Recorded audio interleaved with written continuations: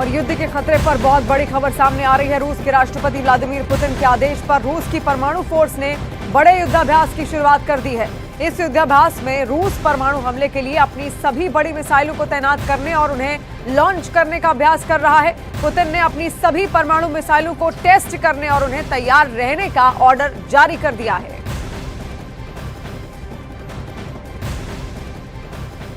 और एक तरफ पुतिन ने अपने परमाणु युद्धाभ्यास से अमेरिका को डरा दिया है, तो गाजा में हमास के एंटी टैंक दस्ते के हमलों से इजरायल को बड़ा झटका लगा है। पिछले 24 घंटों में हमास ने इजरायल की टैंक ब्रिगेड पर ऐसे हमले किए हैं, जिसके बाद नेतन्याहू अपने जनरलों से पूछ रहे हैं कि आगे क्या होगा।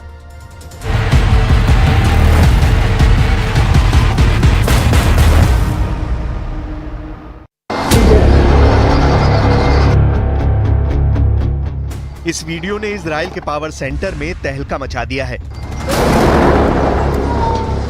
इस वीडियो ने नेतन्याहू की फौज में नया डर पैदा कर दिया है, क्योंकि जो धमाका है उसमें न सिर्फ इजराइल का टैंक फट रहा है, बल्कि इजरायली सेना की ताकत वाली छवि भी चकनाचूर हो रही है। अब हुआ क्या, बहुत गौर से देखिए, क्योंकि इस वीडियो ने इजरायली सेना की चूलें हिला दी हैं। गाजा के जबालिया में हमास का एंटी टैंक दस्ता एक्टिव होता है। हमास का लड़ाका गली में बारूदी सुरंग बिछाने के बाद तबाह हो चुकी इमारत से निकलता है और फिर इंतजार होता है इजराइल के मरकावा टैंक का। टैंक आता है और कुछ सेकंड बाद होता है बहुत बड़ा धमाका। बताया जा रहा है कि जो विस्फोटक इस्तेमाल हुआ उसका नाम है शाहबाज। एक बार फिर देखिए, मरकावा टैंक के चीथड़े उड़ जाते हैं। अब देखिए हमास के एंटी टैंक दस्ते का दूसरा हमला। यह मरकावा टैंक एक गली से सड़क पर जैसे ही आता है, इस टैंक को उड़ाने के लिए हमास के एंटी टैंक दस्ते ने आरपीजी यानी रॉकेट प्रोपेल्ड ग्रेनेड का इस्तेमाल किया, जिसमें थर्मोबैरिक वॉरहेड लगा होता है। एक बार मरकावा को उड़ाने वाला ये वीडियो दूसरे एंगल से देखिए।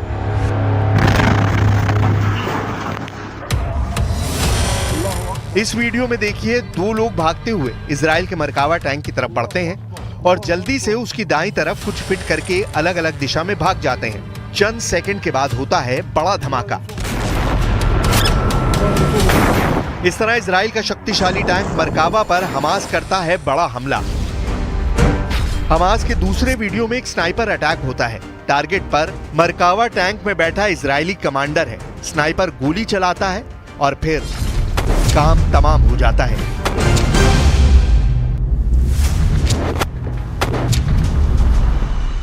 गाजा और दक्षिण लेबनान दोनों मोर्चों पर इसराइल की मार्केवा टैंक और नीमार बख्तरबंद गाड़ियों के लिए बुरी खबर आ रही है।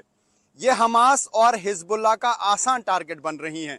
एक तरफ से हमास के एंटी टैंक दस्ते सुरंगों में एक्टिव हैं और दूसरी तरफ हिजबुल्लाह भी दूसरी तरफ दक्षिण लेबनान में इसराइल को काफी नुकसान पहुंचा रहा है। कुल मिलाकर इजरायली बख्तरबंद वाली ब्रिगेड इस वक्त दहशत में है। मरकावा टैंक और नेमर बख्तरबंद गाड़ियों का गाजा और दक्षिण लेबनान के अंदरूनी इलाकों में टहलना आसान नहीं रहा है। इजराइल को डराने वाली खबरें पश्चिमी देशों से मिल रही हैं। पश्चिमी देशों की रिपोर्ट बता रही है कि हमास के आगे इजराइल पूरी तरह कामयाब नहीं हो रहा। सिनवार को खत्म करने के बावजूद नेतन्याहू की फौज गाजा में ऑपरेशन करने के लिए मजबूर है। हालांकि नेतन्याहू और उनके जनरल बार बार दावा कर रहे हैं कि इजराइल की सेना ने हमास की कमर तोड़ कर रख दी है। गाजा पर बमबारी में अब तक 43,000 से ज्यादा लोग मारे जा चुके हैं। गाजा में लोग रोज लाशों को उठा रहे हैं। रफा से लेकर जबालिया और उत्तरी गाजा में हो रहे इजराइल के ऑपरेशन तेज हो गए हैं। खंडर बन चुके गाजा में हैरानी की बात यह है कि लाशों का पहाड़ खड़ा करने के बावजूद हमास बाकी है। सिनवार मारा जा चुका है, लेकिन हमास जिंदा है। सिनवार को घेर कर मारने के बाद भी हमास बाकी है। यह अमेरिकी खुफिया एजेंसियों और पश्चिमी मीडिया की रिपोर्ट है कि हमास के 50% लड़ाकों को इजराइल अभी खत्म नहीं कर पाया है। इजरायली सेना की 4 डिवीजन यानी करीब 40,000 सैनिक गाजा में तैनात हैं। इनमें से 10,000 के आसपास तो सिर्फ रफा इलाके के आसपास हैं।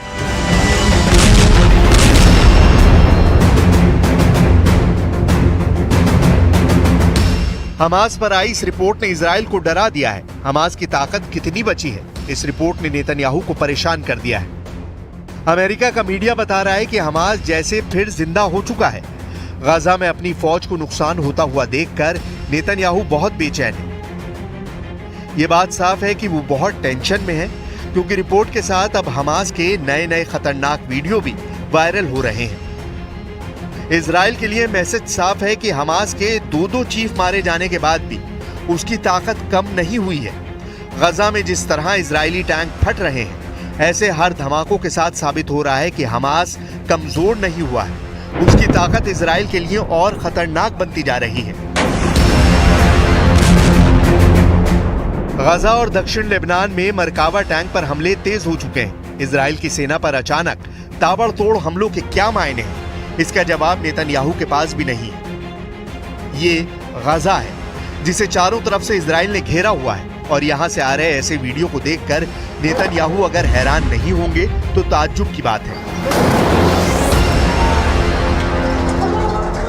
איננו מרפים ממשימת הניצחון, ומרכיב מרכזי במשימת הניצחון הוא השבת כל חטופינו, כולם, החיים והחללים כאחד, להחזירם הביתה לישראל.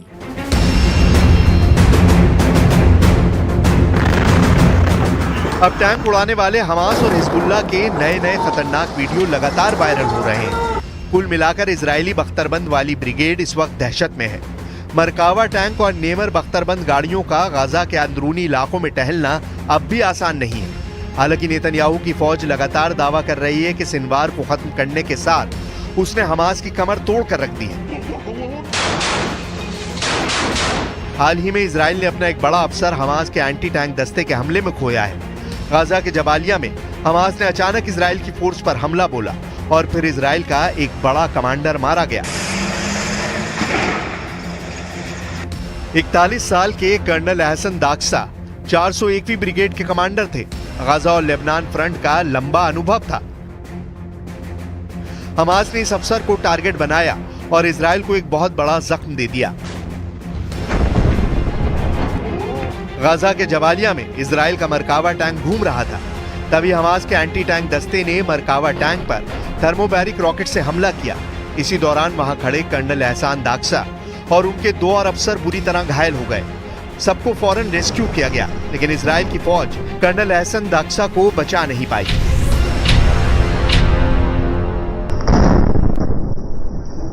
היום בהיתקלות בצפון רצועת עזה, במרחב ג'באליה, נפל מפקד חטיבת השריון 401, אלוף משנה אחסן דקסה, ונפצעו מפקד גדוד באורח קשה ושני קצינים נוספים באורח קל. המפקדים נכנסו לשטח בטנקים ויצאו מהם לטובת תצפית. במהלך התצפית נפגעו מהפעלת מטען כשהם מחוץ לטנק. इसमें कोई शक नहीं कि गजा से आ रहे ऐसे बहुत से वीडियो ने इजराइल के पावर सेंटर में तहलका मचा दिया है। इस्राएली सेना 2 तरह की बातें कर रही है। पहले यह कि लेबनान में उसने हिजबुल्लाह के खिलाफ टारगेट पूरा किया है, और दूसरा ये कि किसी भी सिचुएशन में अगर जरूरत पड़ी तो कूटनीतिक रास्तों को बंद करके फिर से हमले कर सकता है। इस्राएल के प्रधानमंत्री नेतन्याहू कई बार कह चुके हैं कि हिजबुल्लाह के खिलाफ तब तक हमले जारी रहेंगे जब तक हिजबुल्लाह मौजूद है। तो सवाल यह है कि फिर इस्राएली सेना ने लेबनान में टारगेट अचीव करने का ऐलान कैसे किया? इजराइल ने माना है कि गजा में चल रहे युद्ध में उसके 358 सैनिक मारे जा चुके हैं। 2300 से ज्यादा घायल हैं। 7 अक्टूबर 2023 से अब तक इजराइल के 6 कर्नल हमास के हाथों मारे जा चुके हैं। हमास का दावा है कि उसने इजराइल के 1600 से ज्यादा सैनिक मार डाले हैं, जबकि 3400 घायल किए हैं। हमास का दावा यह भी है कि उसके एंटी टैंक दस्ते ने इजराइल के 750 टैंक, बख्तरबंद गाड़ी और बुलडोजर फोड़ डाले हैं। מאז אותו יום שחור אנחנו נלחמים. זוהי מלחמת הקיום שלנו. מלחמת התקומה. כך אני מבקש לקרוא למלחמה באופן רשמי. מאז אותו יום שחור אנחנו בהתקפה ב7 חזיתות.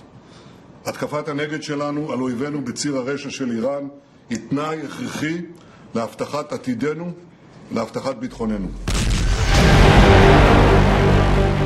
नेतन्याहू बड़े बड़े दावे कर रहे हैं, लेकिन सच ये है कि खंडर बन चुके गाजा और यहाँ लाशों का पहाड़ खड़ा करने के बावजूद हमास बाकी है।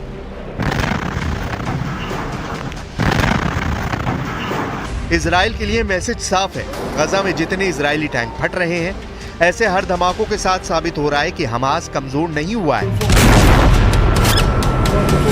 सिनवार के मारे जाने के बावजूद उसकी ताकत बरकरार है और इजराइल के टैंक और बख्तरबंद गाड़ियां रोज फोड़ी जा रही हैं। बेनियामिन नेतन्याहू की सेना ने पूरे गाजा को मिट्टी में तब्दील कर दिया है। इसके बावजूद हमास के एंटी टैंक दस्ते ने छापामार युद्ध तेज कर दिया है।